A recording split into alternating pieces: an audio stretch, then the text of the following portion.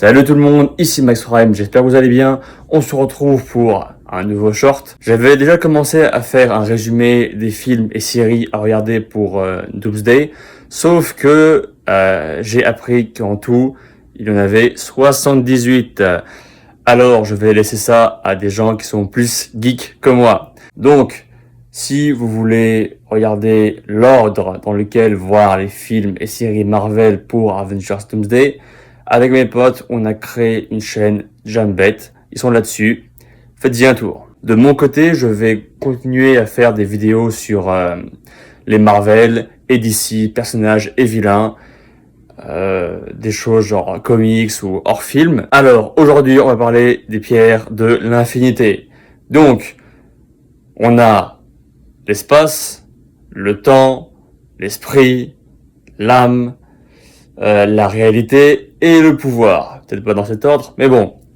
Comme vous le savez, on les a vus dans les films Marvel. Dans l'univers Marvel, il y avait une entité appelée Némésis. Elle, elle a fini par s'ennuyer d'être dans la solitude, alors elle s'est auto-détruite, et de son pouvoir et de sa conscience, disons que ça s'est réincarné en 6 pouvoirs ou éléments. Mais ça ne s'est pas arrêté là.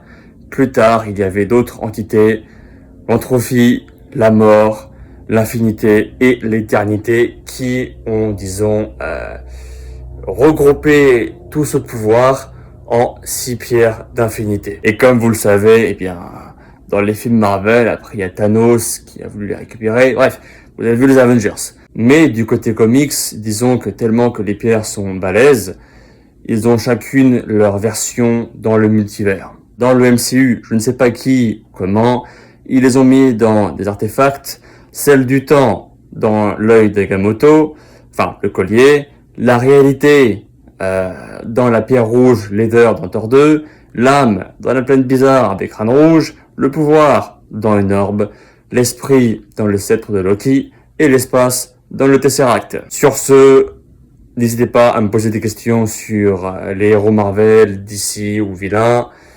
À la prochaine.